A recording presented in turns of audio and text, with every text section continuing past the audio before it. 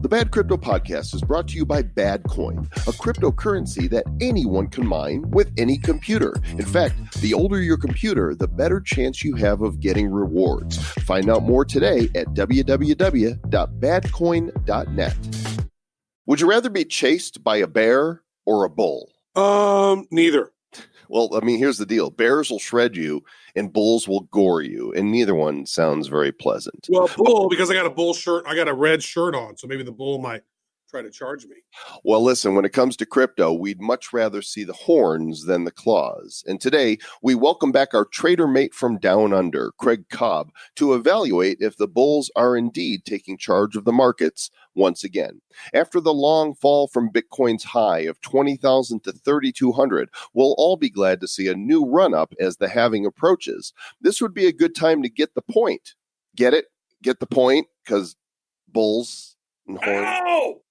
Here on episode number 362 of the Bad Crypto Podcast. 5, 4, 3, 2, 1, 0, ignition. Who's bad?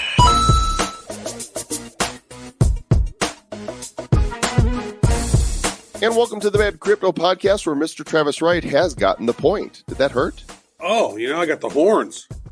Well, if you mess with the bulls, that's what you get. That's what you get. But if you mess with the bears, you get shred to little mince meat. So, I'll take the bulls. Well, I don't know. The Bears aren't that. They don't scare me. Their quarterback's not that good. Their defense is not anywhere near what it used to be. So I'm not really scared of the Bears at all. And how does Chicago get the Bulls and the Bears? Like, what's up with that? How'd they get both of the monetary euphemisms? Well, it's not just that. Not only do they have the Bears, but they have the Cubs, who one day will grow up to become Bears. So they have that, but there's not like a small and then they got the Blackhawks. They should have been like the baby calves. It's the Cubs a Cub market. They're like when the Bears are just little and they don't move the market too much. That's a Cub market. Okay. Anyway, that's the Bad Chicago Crypto Podcast. I am from the Chicago area, although I live in Denver now. Mr. Travis Wright in Kansas City, and go Chiefs. We're just a little over a week away from the Super Bowl. Actually, a little less than a week away. We're 5 days away from the Super Bowl because we're recording this on Tuesday, and I think this will go out on Wednesday? Well, 5 days is the new week. Okay. Well, that's cool. You got your own rule. We got our own calendar here in the Republic of Bad Cryptopia. We do, and we have our own sponsors. Our lead sponsor for the show, Moby. Money has existed for thousands of years. As Travis talks about, it started with cowrie shells, and then there were precious metals and minted coins, and then paper money, worthless, fiat currency. But the transfer of modern money, it is slow and it is expensive for both merchants and consumers, especially if you're crossing borders. But now payments are going mobile. That's why MobiPay, their ecosystem, consists of 3 core applications that lets users spend or send money in digital currency around the world from their mobile phone in a matter of seconds, even if you don't have a bank account. Cool stuff with the MobiCoin gang, and you can get $10 in free MBX tokens if you go to mobipay.io. Tell them that Bad Crypto sent you, or don't tell them, just get your tokens. mobipay.io. All right, mate, we're going to have a great interview here. We're going to throw some fur on the dog's balls and all the things that he says. He likes to say a lot of these things. I don't even know some of his things, but him as Trader Cobb, and let's go talk to him now. And joining us back for, I don't know, maybe the 4th time now? I think I've lost count. So that is true, but he still does not have as many show episodes as I do, Ronnie Moas. So just to remind you, I've been on Bad Crypto 7 times. You're going to use that all the time now, aren't you? 7 and last? Or... Until somebody passes my record, Joel, I have the right to say whatever I want. I'm Ronnie Moas. I do what I please. Yes, you are. Our trader friend from down under, bringing us the latest market analysis because we neither have the skills nor inclination to do so. Mr. Craig Cobb, a.k.a. Trader Cobb. G'day, mate. G'day, mates. How are we, boys? Really good. It's actually late by you, right? You're watching the Bitcoins here in the evening. No, or is it morning? It's my morning, man. I just started my day. I'm ready to go. All right. Well, how's tomorrow looking? Tomorrow's looking depends on today. So yeah, man, I'll tell you right now, guys. It's last time we spoke was I think just before Christmas or around December-ish, and we were looking at the monthly chart. It took another month to do what I wanted to do. It has done it. It's broken. It's in the cradle. It broke higher. The weekly's in an uptrend, and the daily right now I'm looking at it on it. Today is what's today in your land? It's the It is the 21st of January, and I just pulled up CoinGecko. Bitcoin is currently at 87.11 with a total market cap of 240 billion. Nice, yeah. So it's looking good. Look, it looks really great. I mean, I caveated the start of this interview by saying that I got to be out of here at 11 o'clock because I've got an order written down right there, ready to go. If it breaks the high of this bullish candle, I ain't going to be long this puppy. It's been a bloody good start to the year. I've never had a trading year that has started quite as good. So I'm sitting pretty happy right now.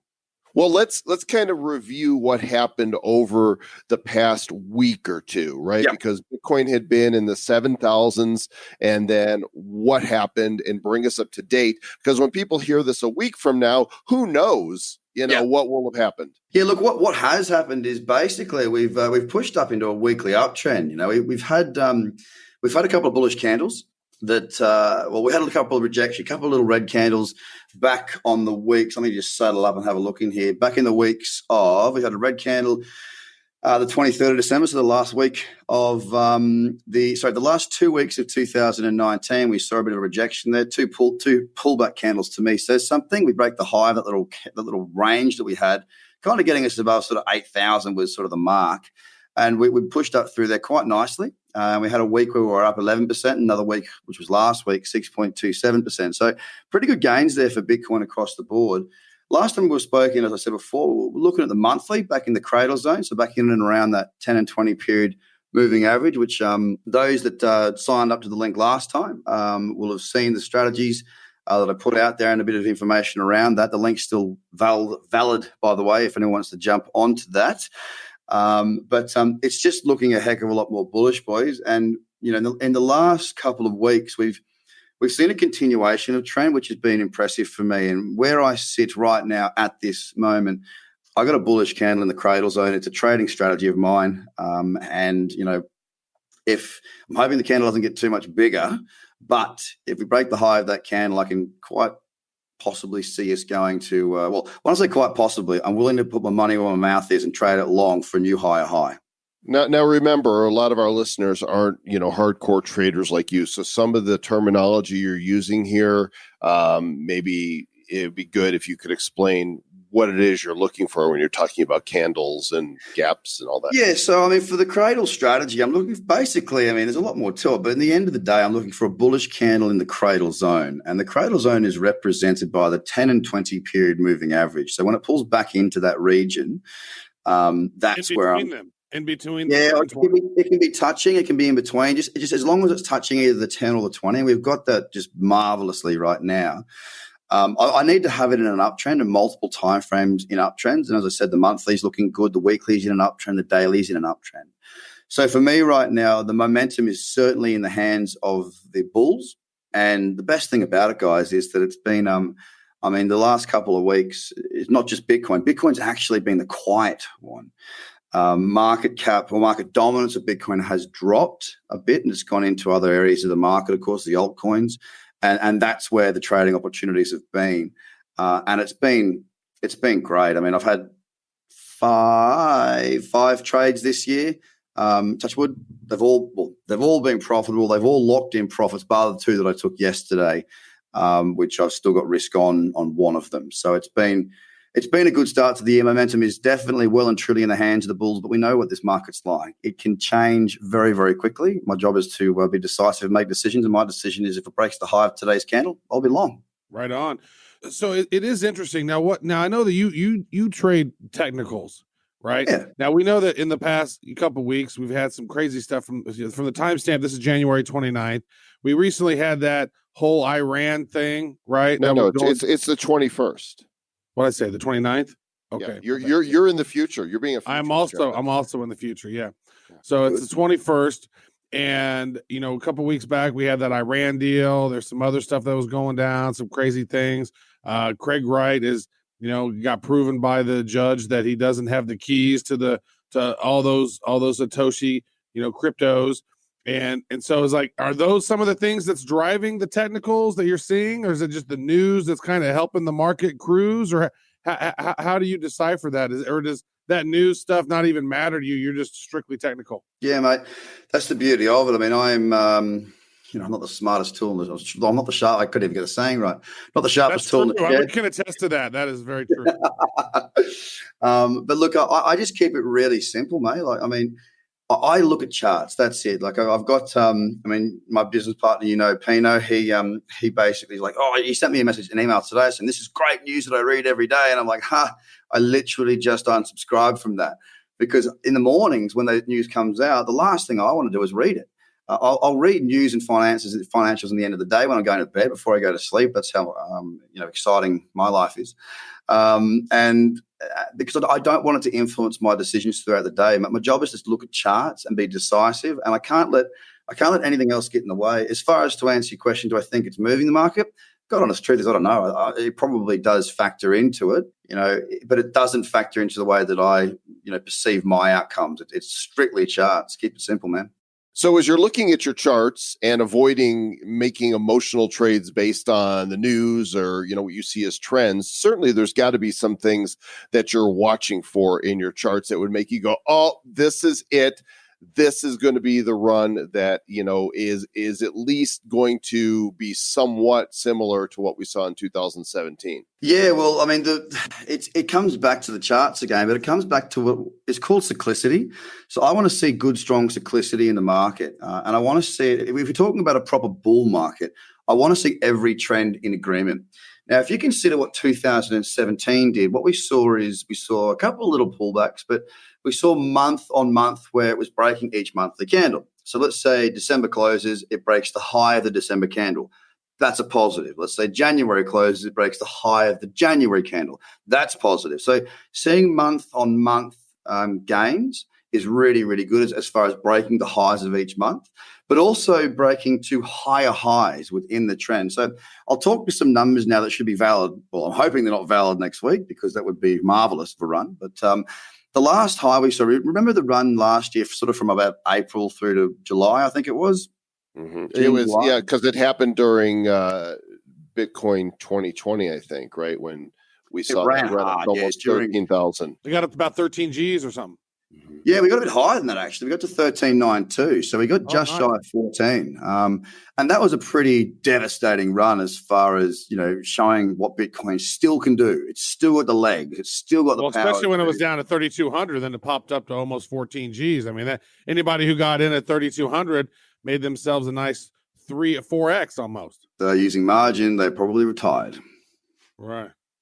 But yeah, it's like if anyone wants to go and have a look at the chart and pull up a monthly chart, you don't have to look at too much. Just look at through 2017 where we saw the monthly candles broken higher, and you'll see it's not an indication that we definitely will go higher, but it certainly is a really, really positive thing. Now, on that pullback after that 14,000 high, we did continue to break the lows of candles on that pullback. Well, January's candle broke the high of December's, first bullish sign.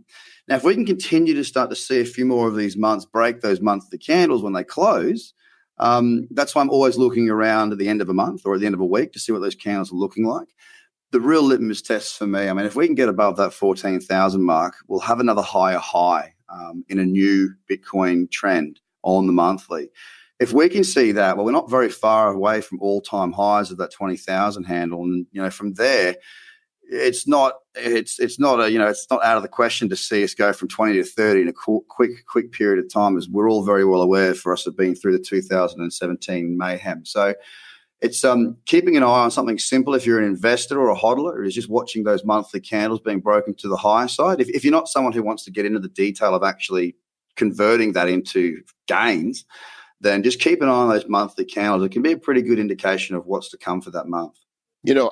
I noticed that I was looking at the long chart here for Bitcoin, and it looks like last week we had one of the 4 highest volume days that we've had in Bitcoin in the last year or so. What do you make of that? That gets you jazzed. Yeah, so you guys can't see the video here, but he's bouncing in his seat.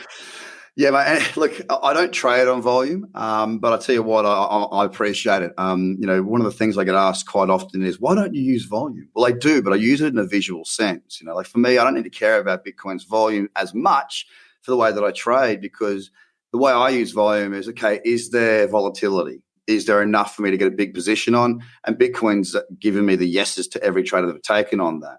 But one thing I can say, people are talking about institutional money coming in, that sort of thing. The best thing that I see in this space at the moment, from my perspective and my view, and keep in mind I'm a trader, so the way I see the market's probably very different to someone who's more of a fundamentals type of guy. I'll go CME contract volume increasing, backed volume increasing. That's showing it's a real show of institutional volume. That's a good sign, a really, really, really good sign in my eyes, because without those derivatives products, those futures contracts being traded and used, well, we don't have that institutional money interest there. We're seeing that volume increase on a retail level. We're seeing that volume increase on an institutional level, and we're seeing the price go up, which is very, very positive indeed. So yes, that is definitely a positive to see more people coming back into the space. And look, you guys are probably noticing it too, right? Like, you got a big following, yeah, a much bigger following than me. And I'm seeing a lot of people coming out of the woodwork once again, asking questions. I'm getting back into trading. Past clients have done the courses. They're saying, "Hey, look, have I still got access?" Yes, it's a lifetime membership. Get back in, and we're definitely seeing that interaction and interest coming back into the space, which is nothing but a positive, and long may it continue, gentlemen. Yeah, we noticed I think 30-something% increase in our show downloads, and we had a nice big pop on our website. Traffic popped back up pretty nicely. So last couple of weeks, I mean, when crypto goes up, people get more interested. When crypto goes down, they just want to forget about it. They're just it's like the that black sheep uncle that nobody wants to talk to when crypto's down. Yeah, it's me. I'm the black sheep of the family. You're the black sheep of the family. I agree. We've had podcasts have spiked hard. Yeah. No, that's great. So you said that Bitcoin is the one that just kind of been doing a little something. What are some of the other ones that you have your eye on that you've noticed that have popped up? I mean, we saw Bcash popped up pretty big. Bitcoin BSV popped up, and there were some other ones that have popped up as well. And why did they pop up, and what kind of indication were you seeing on those charts? Well, here's like, so I've been on holiday. I got back last week, right? I've been in holiday fishing for 3 weeks, had a great time, tagged a few miles. Your whole life was a holiday. Come on, mate. Sounds like work. You don't know what it's like, you rock star Trav. But look at the market's certainly come back, and BSV. Look, I've got to be honest. Like, I don't really care too much about the project. I don't care too much about too many projects, to be absolutely dead straight set honest with you. I know what I know, and I stick to what I know, which is trading. But here's the big dagger to the heart, is that there was a perfect Bitcoin breakout trade that set up on it. I happened to be out at sea, so I didn't get it. Now, that was before the run. I mean, and it's offered on margin now too. So it's the most, we've talked about this in a past show, BSV is the most volatile in the top 10, and now it's in 5th place, I think, behind Litecoin. I think I'm right. And Bitcoin Cash is just behind it. So there was the potential for 120 times your risk multiple. So that's 120x. So let's say you risk $100. There's 12 grand in your pocket for taking one simple trade. So for me, ouch, didn't get that one. But Bitcoin Cash, that's moved really well. I've had some good trades on that. And we're seeing some other contracts starting to sort of sneak into different platforms. Like there's an altcoin derivative now. There's all sorts of different derivatives that are starting to crop up that have been very, very good. Litecoins looked good. There's been some good trades there. XRPs sort of been trickling along. But here's what I find interesting, right? We saw the sort of split coins, if you will, that have come off of Bitcoin, fork coins, yeah? Like Bitcoin Diamond, it pumped over 100% the day, I think it was. Bitcoin Gold did something else stupid like that. BSV went dinosaur jats crackers, but Bitcoin Cash. Wait, what terminology did you just use there? It went what? Dinosaur jats crackers. Jats crackers. We got a brand of crackers here that you have cheese with, rather. They're called Jats, and they're the best crackers. So when we say Jats crackers, we mean they've gone really well. And throw the dinosaur on top of that, and they're big animals. Travis, they've got dinosaur Jats crackers. Yeah. So when it goes bad, you're like, oh, dinosaur Vegemite. Yeah, well, no, because Vegemite's the greatest invention Australia's ever had. So you can shut your mouth on that, Travis. Sit down. No, that's a piece of shit. I've tasted it. It tastes like a horse dog. Yeah, I concur. Blech. Yeah, you either love it or you hate it, boys. But no, it's been an explosive start to the year. But I love Tim Tams. Yeah. You could say Tim Tams. Well, yeah, but I haven't worked out an analogy for that one just yet. So we'll work that out in the next episode. Okay. Well, that's really good. So it's been good, guys. Finance has been good too. There's been a lot of good movement. I mean, it's honestly like from where we were last time we spoke to where we are today, we're good. We're good. It's good. What did the market get? We're good down to. We're Jats crackers good. What did it get down to? It was under. I know it was under 200 billion. The total market cap. Oh, way under. We were under 200 billion just a couple weeks ago. Yeah. Where are we now? The total market 330 or something.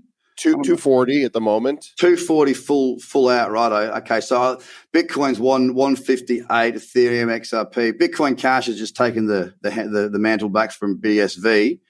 So I have the answer to this. In January of last year, when we were at our low, we hit like 110 billion. Was the lowest of the market cap.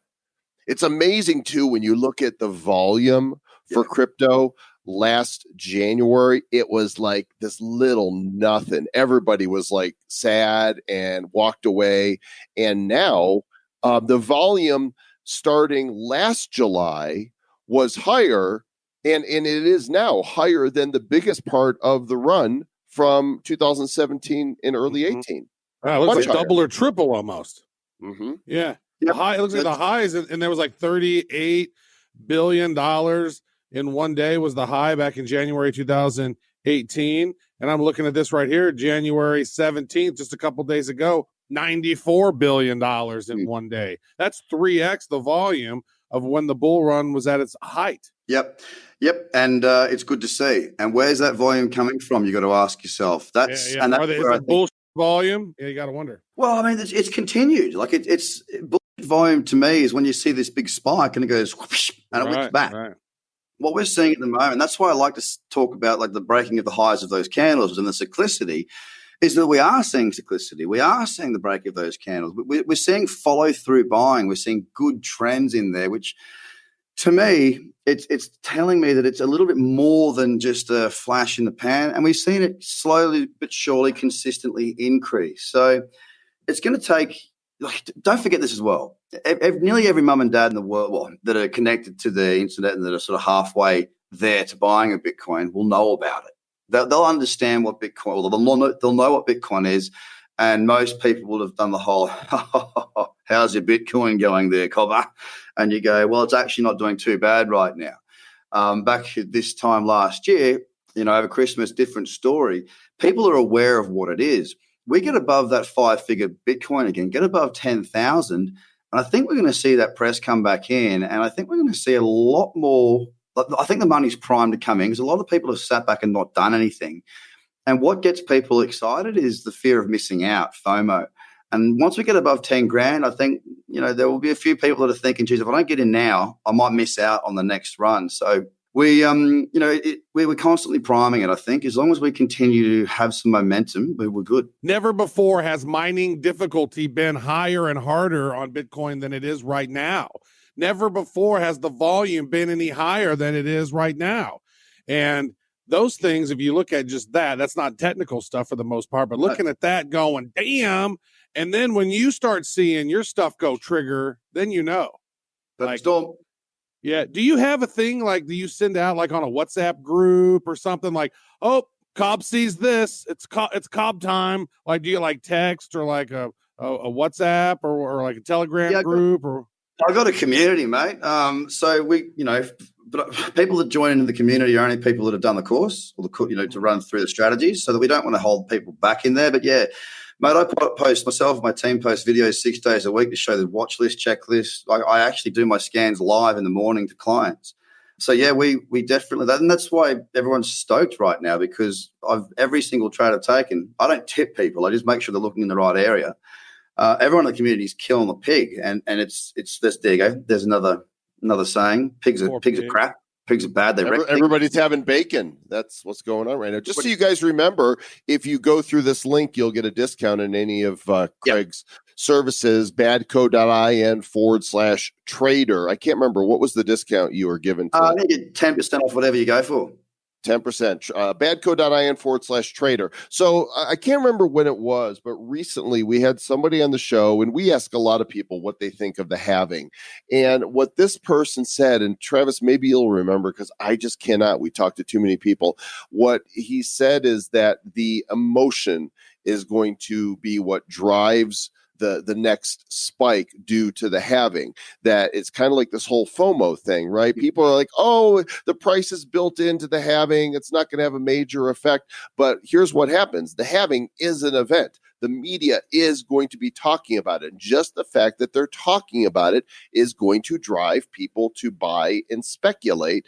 And then what happens? FOMO kicks in. So I tend to agree with this individual who impressed me with his words, but I can't remember who it was that said it. What do you think? Oh, mate, I'm on board with that for sure. I mean, look, at the end of the day, there's when I came into crypto, and the reason I started this business was because the education business, because I couldn't find anyone that could help me with what was what. Right, I sat there and watched this market. After I bought my first Bitcoin, I sat there and watched the market for 6 weeks, waiting, going, what are the events that drive this market? And it was just batshit crazy. I couldn't work out what it was. The only thing that we actually have a date on, and it's not an exact date, of course, but we know it's something around May, right? We know that that's going to happen sometime around May. It's the only date that we have. And it doesn't come around every year either. You know what I mean? Like, it's the only actual date that we've got. So it's anticipated like 500 times more than a non-farm payroll, because there's 500 non-farm payrolls before we get a bloody halving or something along those lines. So yeah, I think it's incredibly important. And you look at the history behind what leads up to the halving, and people are very aware of that. So every day that we get closer to that FOMO of the halving also coming in. And like you say, media speculation around the event. Positive stuff. Man. I'm getting scared. You know, actually, our Joel's birthday is May 5th. My birthday is May 16th. I wonder whose birthday the halving is going to be closer on. Maybe we'll land on one of Bad Crypto's birthdays and make it be like super birthday for Bitcoin. Well, we should kind of have a general idea within like 24 hours, right? Don't they know based on how often a block is produced? 24 hours prior to the actual event, I believe so. Yeah, you'd be better knowing that than me. But one thing I can say to you, Joel, is you must be dirty on yourself for not getting out in the 4th, right? May the 4th be with you. Yeah, but May 5th is Cinco de Mayo.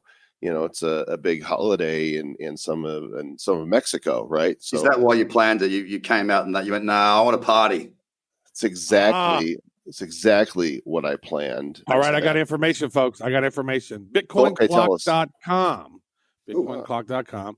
Blog halving is 108 days, 5 hours, and 14 minutes. It'll happen on May 9th, 2020. My grandpa's birthday. There you go, buddy.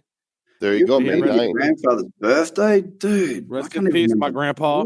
This is good, though. That's a good day. Okay, well, there you go. BitcoinClock.com. I'm going to be holding that up there. It says ETA, so I'm assuming it might change here and there because it's 108 days, 5 hours, and 14 minutes. I mean, that's pretty bloody precise there. I think it's going to be pretty precise because, we know that every block is every 10 minutes, right? It's math at this point, and so it would seem to me that they would probably know exactly when the next halving is going to be. But it's so interesting seeing that thing tap down. So for those of you who know, you are in Australia, and there's been some crazy stuff. So you were just in holiday for the last 3 weeks. Were you around Australia or in Australia for those tragic fires that were going on? Yeah, mate. I'm in Sydney, so I live in Bondi Beach, and some days, guys, where my office is, I can look out and I can see the harbour and I can see over to Double Bay, which is the suburb next over. And there's a hill that goes up. It's about 400 meters away. I couldn't see the water. I couldn't see the hill.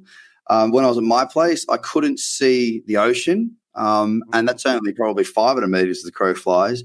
It was just apocalyptic. It was horrendous. We had some really severe fires through Sydney, through the Blue Mountains, a beautiful part of the world that I love to frequent. Oh, that is such a beautiful part. I went there. I've been there. It's so beautiful there. Well, now you can walk through it because there's nothing left. Wow, are you serious? All So you through know where Blue the gorge Mountains? is? That's all gone. It's all been Man. cooked. Oh yeah, I went to that conservation center or whatever up there. I took a train from Sydney up there one time when I was in town. Yep. No, it's all a lot of that's been burnt out. And then my holiday was spent in Noosa Heads. The fires started there in September. So yeah, that's all. A lot of that section's already burned. But there's a lot of stuff that the Australian community in crypto is doing right now. We've got cryptofirealliance.com.au for any Aussies or anyone that wants to donate. I know your best mate, Travis Ronnie, he's donated to the Crypto Fire Alliance Fund. And I'm looking to build an event out, an online type event in the next few months. Because the thing is that the fires are still burning. People, things are so quick, hot and cold when it comes to social media and attention spans, right? I mean, look, it looks like we're going to have another SARS-type outbreak that we'll all panic about for 30 seconds and then forget about because it didn't do anything. That's sort of on the cards at the minute. So we're going to continue to work. Everything's fear-driven at this point when it talks to the media. We got to get it scared up in a tizzy. But it's great you guys are doing that. What is it? Crypto Fire Alliance? Cryptofirealliance.com.au. Okay. Let me check out. And what we're doing there is we're going to continue to roll it out, continue to promote it, and I'm trying to build something out where we can do like maybe a 24-hour webathon as opposed to a telethon. Used to be the old telephone thing. Still work because these people have lost everything, and they're going to need. It's not just going to be a month where they need a bit of money. They're going to need money for ongoing. And all those animals too. Gosh, it's just such a horrible thing. How many people have been arrested for these fires that have been created? Because I've read multiple different numbers. As you and Aussie on the ground, how many of you got arrested? Because I heard over 50. Oh yeah, no, I think it's about 108 or 138 have been arrested on fire-related over events. 100 people setting fire to their country to let it burn. So 25 were done for setting fires. A lot of the other, so an offence can be having a barbecue in the backyard with an open flame when there's total fire ban. So that's an offence. Burning off, like a bonfire of your all sticks and that's an offence as well. But no, 25 convictions, I believe it is, on actual firebugs. And look, they should lock them up properly because, I didn't mean to kill 16 people and wipe out 2,000 homes. Yeah, but what did you think was going to happen, you douchebag? Lock them up, throw away the keys, goodbye. It's mind-boggling. The frustrating thing in Australia is that we used to have it more or less under control. We've got our Aboriginal people have been on this land for 60, 70,000 years. They know what's up. And we've got people that are 60, 70,000 years they've been there, the Aboriginals.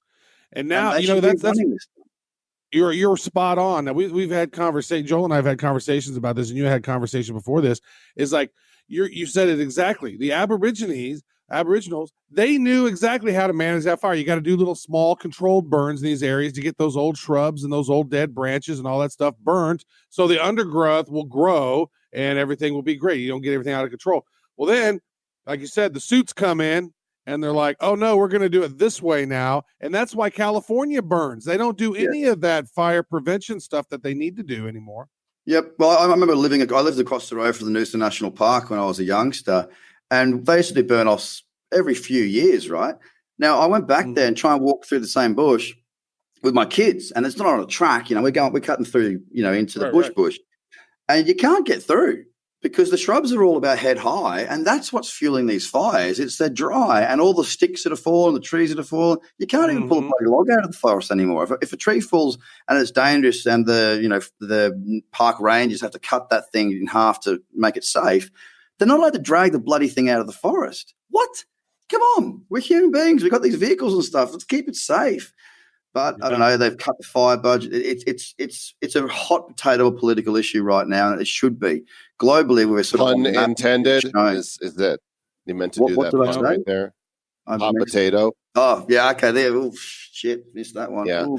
I know it's super sad that we, nature can be super cruel, right? Yeah. And nature always bounces back. Somehow the planet has survived, and it just makes me wonder with us mourning the loss of the animals, and certainly that's a real loss. What happened when the dinosaurs were wiped out? Were people like, oh man, all the T-Rexes and Brontosauruses are gone now. That sucks. Well, I think there weren't any people there then. The aliens hadn't brought us here yet. You don't know. You weren't there. True. Well, the thing around 65 that, I million think years it shows ago. how fragile we are. It shows how fragile. I mean, a comet can drop down today and we're gone. You know, In fact, I see one heading this way right now. Look out! we need the world. The world doesn't need us. One of the things that's so interesting is like Jupiter. Like if the one fact, like if we didn't have Jupiter out there, that big ass, huge gas ball, because that thing has such a gravity pull that thing, You're any a big asteroid, huge gas ball, Travis. what's that? You're a Say big what? huge gas ball. That's true. That is true. Glad to Yeah, hear I recently had the flu, and then I was glad I was able to fart again safely. Like a couple of days after that, so now I am a gas ball. It's good. But it's just so interesting. Like so many things have to align. Like it is such a miracle that humanity has even existed as long as we have here on Earth, and we've progressed so far that now we get to talk about this cryptocurrency money. It's unbelievable how far we progressed as a civilization. We still don't get along. Enemy. Yeah, We're our own worst enemy, and I think the major thing on that is emotion and greed. If we didn't have greed, how easy would the world be? We wouldn't have all this bullshit and fighting and war and all that sort of stuff. Perhaps we'd be better without the human flaw, which is greed and emotion. That is so true. I say we ban that. We need to ban greed. It needs to be like The greed ban is good, out. right? Isn't that what the movies say? Greed's not good. Well, like you know what? He ended up going to prison for Gordon Gekko, so maybe not. Well, the same thing with Jordan. I mean, how that guy's still got a voice, I don't know. People listen to him too, and he's out selling products. And we know a lot of people who know him. In fact, some people have said you should have him on the show because he talks about Bitcoin. I don't want that guy on the show. I don't want you on, mate. I've spent time with that guy. I don't rate him at all. For those who don't know, we're talking about Jordan Belfort, right? The Wolf of Wall Wall Street. Oh yeah. The My con goodness, man. check this out. I'm gonna buy these, but it's bangreed.com, bangreed.org. All of those are available. Like, what are you gonna do with them? Man, that's like almost like a movement, just like a message out there to the world to ban greed. What are you gonna do with them? I want to know what you're gonna build. I don't know. Something that's gonna be. I'm gonna build this huge empire and like make a bunch of money. I'm gonna ban registering domains that I never use. Yeah, that's true. Probably not. Ban greed. That's more of a motto than anything. I'm gonna save you $10 right now, Travis. Don't do it. Don't do there it. You go. I can get the Twitter handle right now too. You do realize that if you don't do it, it's going to be sold out. It's like this time next week. Somebody's going to buy it. You know what? Bang. Yeah, it'll be a bidding war. We need a movement though. Ban greed. Now, the world. If we ban greed, are we good?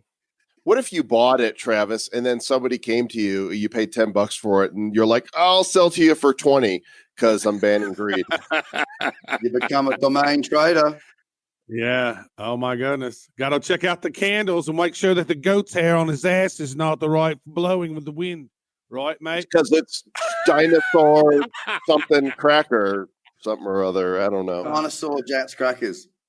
Yeah. Well, Craig, we appreciate you coming and giving us an update. The website again to see all of the Trader Cobb crypto trading strategies is badco.in/trader. You want to go directly through that link because that will give you access to 10% off any of the courses, community products, services, and whatnot on the Trader Cobb site, badco.in/trader. And we're still working on this notion of us coming to Australia. Touch on that. Crypto Down Under. So I reckon one of the things that I think is really important is timing. And timing is looking like it could get better as we see the progression of this trend. Because more and more, as you know, your volumes, your listeners coming back, mine are coming back. We're seeing people coming back. And once these fires are sort of out of the way a little bit, I know that might sound a little bit harsh, but once we've got that out of the way, because there's a lot of events going on at the moment surrounded around fundraising, that sort of stuff, and we can certainly do something around that as well, and we certainly will. But yeah, I'm thinking in a couple of months is probably good to start to consider that again once we get some more momentum and we've got a little bit more of a runway there. So we will definitely be in contact with you boys as soon as my other half in this gets back from his 1 month skiing in Austria. Well, I know what we don't want to do. We don't want to be there in the winter. So, if we're going to... Oh, we got time. We got time. Yeah. We got time. But you also don't want to be there choking on smoke. No, definitely not. So true. And we also don't want to have to go through customs and have them digitally search our devices. We read about this. We actually talked about this at the Bitcoin conference in our panel.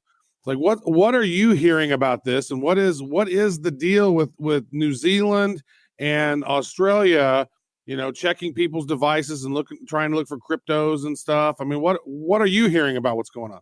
I'm hearing the same as you boys, and I'm also hearing that Australia's using facial recognition technology now going forward as well, which is just a complete and utter invasion of our privacy. I don't understand. Like, our politicians at the moment are getting a really hard time, understandably, because they're being idiots. They're being entitled. They're just doing dodgy stuff.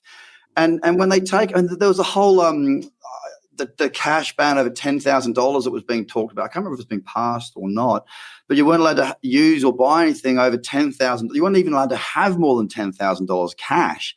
Now, God damn it, that's my money.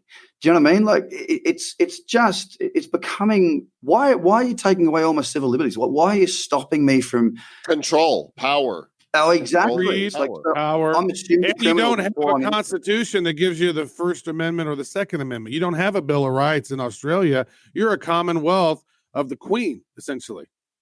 You're serfs. You guys we should do Australia's serfs. Yeah. We should do a Harry. We should go, you know what, Queen, lady friend, we're gonna go and live in Canada. We're out. Yeah.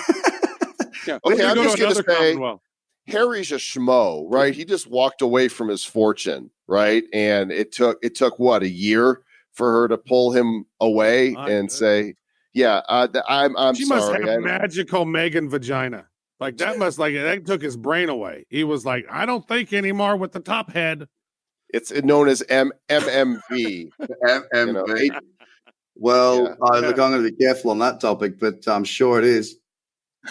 So if we do come knocking on the door, if we do come to Australia, I'm not bringing my regular phone. I'm going to bring a burner with me because nobody's getting access to my stuff. I will not have any emails on it. I will only be able to log into stuff remotely, and I will not have any of my wallets on it. I'm not, fine, take it, look at it. Oh, you want a password? Great. You have access to absolutely nothing. Good day, mate. Yeah, yep. Right. Well, the good news is they haven't been using it too much from what I understand from what the press has been saying, but, that's the press. But I certainly haven't I haven't had it.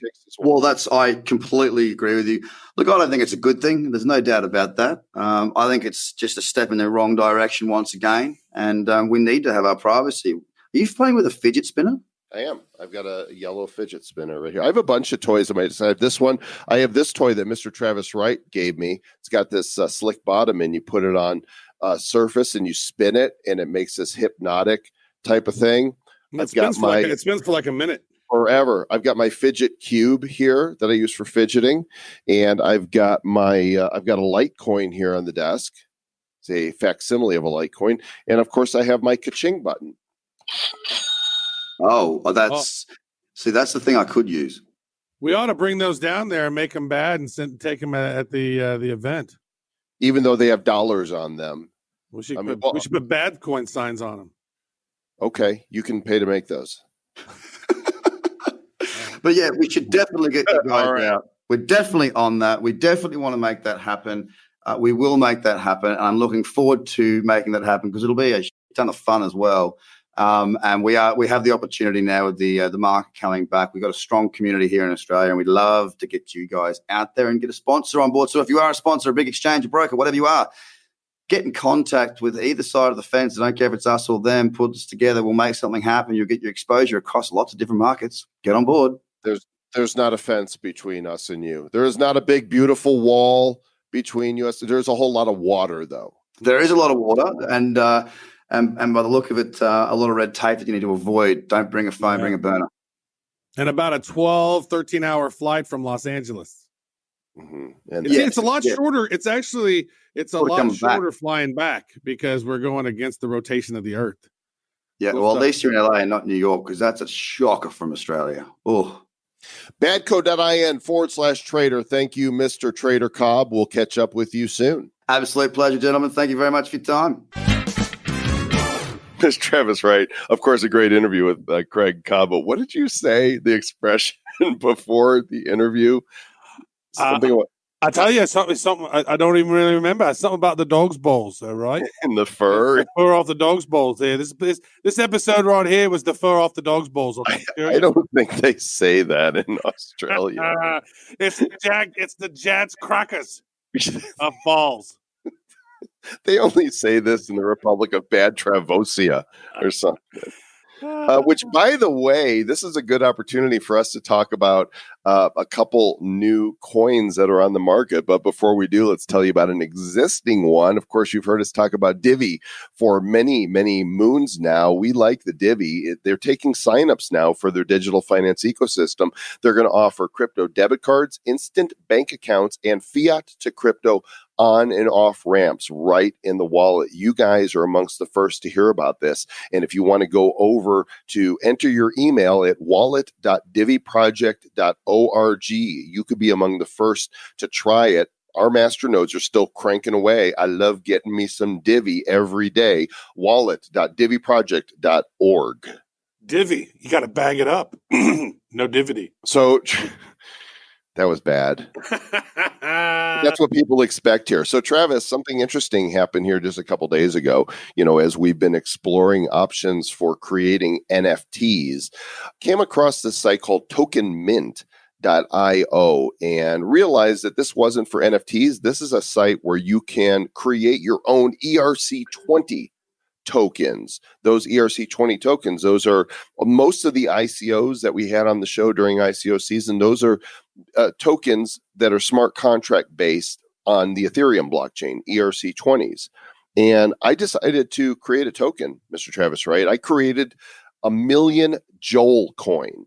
I didn't create an ICO. I just created, a set of tokens. They're not for sale. I created 1 million of them. And in the Bad Crypto Mastermind, I made a post and said, hey, post your Ethereum address here as a comment, and I will send you 100 Joel coins. No questions asked. And a bunch of people did that. And you guys can still, I think it's pinned to the top of the Bad Crypto Mastermind at badco.in/mastermind on Facebook. Put your Ethereum wallet there and you'll get 100 worthless Joel coins. But then you went and did something. Yeah. So I wanted to prove that my ego is bigger than Joel. So I created Travcoin. No, you did not. I did not do that. Actually, we were laughing. And apparently nobody has ever registered the shitcoin. And so I set up shitcoin and I created 21 million shits. That's actually not accurate. It has been created. You can create a coin with the same name. In fact, if you'll go on to CoinGecko, there's 2 entries for a coin with the symbol shit. One of them, it has no market cap and really no trading volume. Badcoin has more trading volume than it does. And it has a symbol. The other one has a symbol too. It's the Pumoji. And it is even lower on CoinGecko with a value no market cap, no volume, no highs, lows. It's basically shit. Oh, that's funny. Well, we created an ERC20. There's one called Shitcoin. What is that one? Shitcoin D. Explorer.Shitcoin D. That's really funny. So we just basically created ERC20 and it's shit. And you know what? You ever heard that phrase like, I don't have 2 shits to give? Well, I do. I got 21 million shits. I gave Joel 1 million shits. Yeah. And then that's gonna last me a lifetime. Really good. That's really good. That's and what we're doing is we're putting bowel movements on the blockchain, folks. So every time you take a poop, send a picture to Joel, and then I'll send you 2 shits. So when you put your ERC20 address, your Ethereum address on response for Joel coin, Travis will send you at least 2 shits, maybe more. I've been sending out 1,000 because I'm very generous. I have a lot of shit. You're so generous with your shit. I mean, it's really fun to send shit to people. You're just giving them shit. I know. I'm just giving people shit. That's what I do. And when you send it to them, you see if they can take shit. They can say they can take the shit or not, or if they claim their shit. Is this your shit or my shit? Whose shit is this? It's your shit now. Of course, the best place to receive it is while you're sitting on the toilet. It is true. And there's a bull market, so there's the bullshit run going to happen. Well, there you go, gang. Badco.in/mastermind. Find the post that is tagged as an announcement, pinned to the top. Drop in your Ethereum address. Travis, when I send them to people, I'm liking their posts. That's how I know that I've sent them. I don't know what you're going to do. Mm-hmm. You can reply to them if you want to. I don't know how you're keeping track. Well, I mean, it's a shitty product, so there is no process. So if you might get some, you might not get some, and that's the way it goes. Well, and here's what, you guys can do whatever you want with them. With Joel coin, you can bargain between yourselves. You can say, I'll give you one Joel for 2 shits. I mean, that sounds like a good deal to me. That's true. How many Joels are you handing out? I'm giving 100 at a time. Okay. There's only 1 million. There's only 1 million in circulation. Very nice. Okay. Yeah, there's only 1 million in circulation. Our friend Kurt Braggett created the Morty's coin on the EOS blockchain, and the way you get Morty's is through bribes. Mm-hmm. So there's actually a Telegram group for Morty's, and it's pretty darn active. It's really that's probably fun. What we're gonna do. If you want some, you got to do some. So get a. Yeah, and actually, we might have a membership program. Oh, there's just so many bad jokes around this. And thanks for listening to our shit. We appreciate you guys here at the Bad Crypto Podcast. And never imitated, because why would anybody want to? We'll catch you guys on the next episode. Bad news coming your way in our next episode, number 363. And Mr. Travis Wright, we are already scheming for the big episode number 400. Who are we going to try and get back on? We're gonna try to get a shitty guest on for that episode that you will all love. Catch you soon, gang. We appreciate you. Stay bad.